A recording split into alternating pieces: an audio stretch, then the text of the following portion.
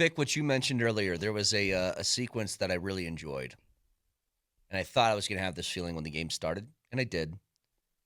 So it's an early power play for Dallas, and Mikko's at the near post, and he tries to backhand flip one right in front of Mackenzie Blackwood, blocked. And he's like dropped down to a knee, and then EJ throws the old stick right across the neck sort of move. I really enjoyed that. I did. I don't like Mikko in that sweater at all. Well, it's interesting how silent he was and really had no impact on the game. And here we are, months later, and for all of the hubbub about that trade, the Avs could not find themselves in a better place. Now, series isn't over. He could come alive.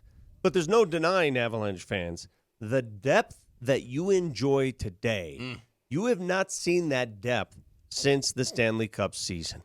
And that depth is a direct, not an indirect, a direct result of trading away Mikko Rantanen. Well, let me go through this, Moj. You tell me what these players had in common from this game, okay? Ross Colton, Kivi Ranta, Brock Nelson, Val, Sammy G, and EJ. What did they have in common?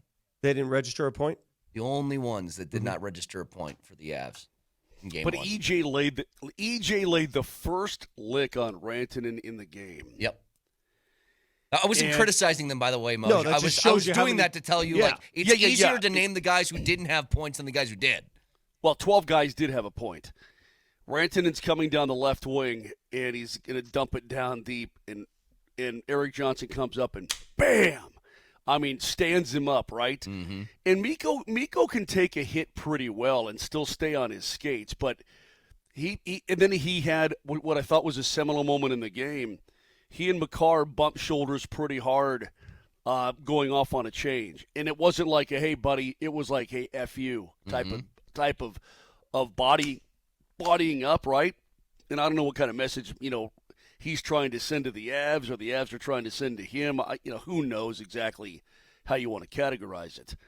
But if you're wearing that uniform, it doesn't matter if you guys were friends before. It doesn't matter if you guys, did this and did that together. It's now you're the enemy. Now I want to get you, and that's just the way it's going to be. By the way, Bednar was asked in the postgame about the moves that McFarland made and seeing them in action in their first playoff game. I can't say enough about the moves that he made, to sort of revamp our team. So they put us in the best, it's never easy winning regular season. Playoffs, it gets even harder every single round. And I think that they put us in the best possible chance to succeed, that we feel like we have a good team, and it's up to us now to go play our best hockey for, 2 weeks at a time, as far as you can possibly go, and try to reward the organization for giving us those players. Sort of weird hearing a GM and a head coach on the same page. Yeah. I mean, that's wild. Okay, Captain Sarcasm. Okay. Hey, isn't that crazy how that works? I feel you. Whoa. Isn't that crazy how more effective that would be for the franchise if... Oh, when you have things that you like to play to, and then the GM tries to find you the right things to play to it, and the coach is on the same page with how he wants... Yeah. Isn't that crazy how it works great when the GM knows what the coach needs?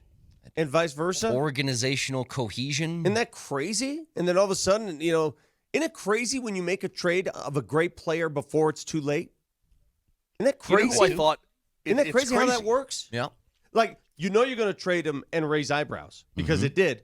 But you're savvy enough to understand that those raised eyebrows, they're going to lower later. Yes. Because you know how important it is for the makeup of your team. Although see, the eyebrows go up, Brett, and then the eyebrows come down. They'll come back down. Yeah. I mean, you cannot Nico Harrison rest. thinks that's going to happen at some point with the Mavs. He goes, they're in a permanent state of raised eyebrows, and he's like, just give it time. Our defense. Are you talking about Nico Harrison? There's an article on ESPN.com today on Nico Harrison and the behind the scenes that led to the trade of Luka. A little more clarity. This guy, this Nico Harrison, and not to go off subject here. Did it involve booze and psychedelics? This guy is the most power-hungry salamander I've ever seen in that position. Wow. A suit who considers himself more important than the star players. That's exactly what he is. And if you read this article, you will freak. Well, Vic, let's be honest. When's it ever gone the wrong way for somebody in a front office thinking they're more important than the players on the court? You know what I mean? Well, it goes back to like never even, happened.